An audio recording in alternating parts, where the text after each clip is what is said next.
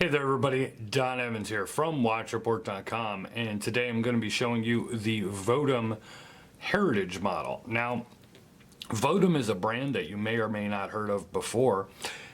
In the 60s is, from my reading, is when they originated, but by the 80s they were done. So this brand name has been bought and brought back to life. As a matter of fact, it was brought back to life via Kickstarter last year. Now, they still do claim to be a Swiss-made brand.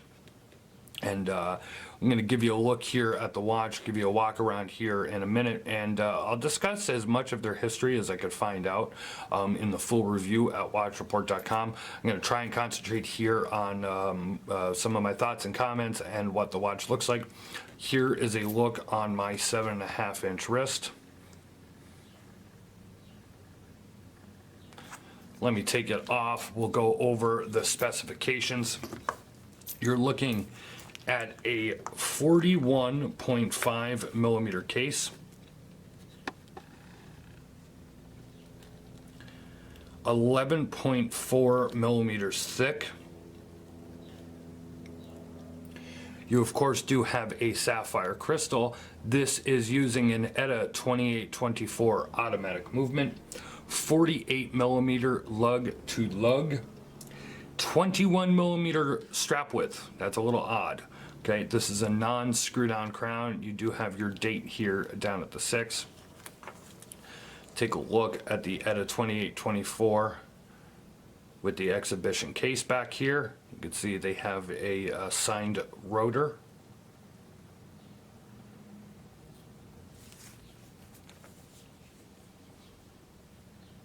You have a nice combination here of brushed and polished finishes.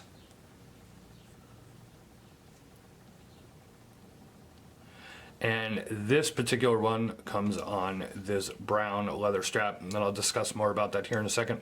Your price is $766, so that is for the US. I converted that from Swiss francs, which I think without the VAT is $736, I believe. So you're looking at $766. You do have a, ETA 2824, which is nice to see at this price point.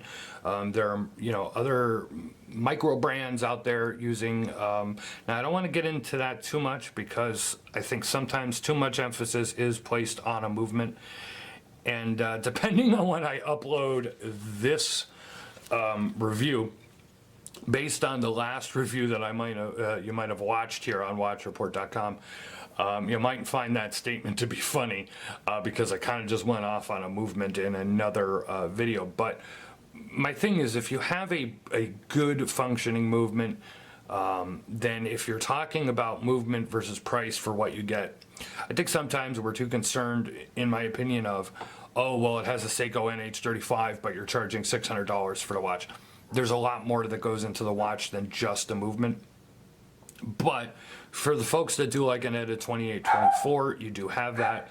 There's my dog barking because he never listens to me. When I tell him I'm recording, he just looks at me and goes, I'm a dog. Actually, he doesn't say anything because if he did, I'd be rich.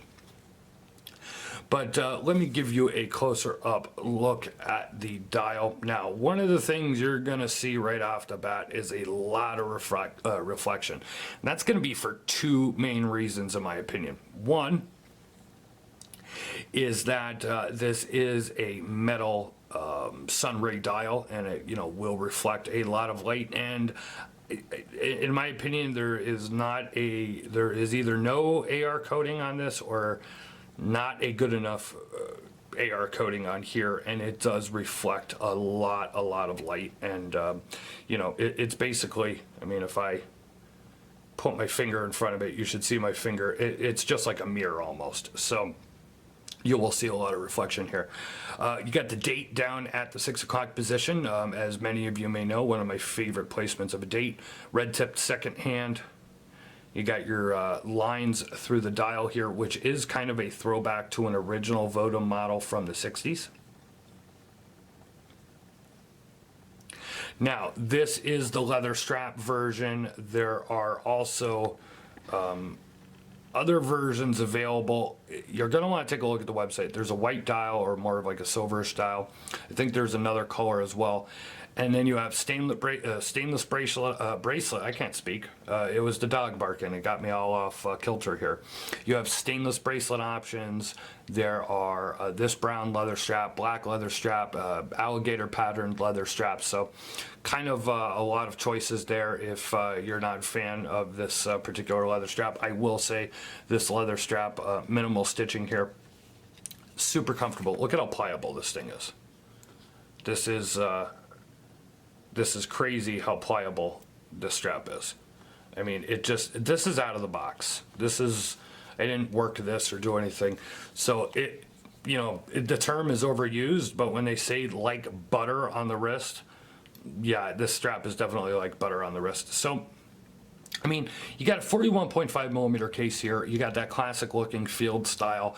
It's, if you put that alligator, those alligator straps on there, it definitely would class it up even more. And I definitely can see you wearing this to the office or, more of I wouldn't dress it up. I mean, you can, but maybe, a casual night on the town if you're going to a nicer place that's not maybe a suit and tie type of place.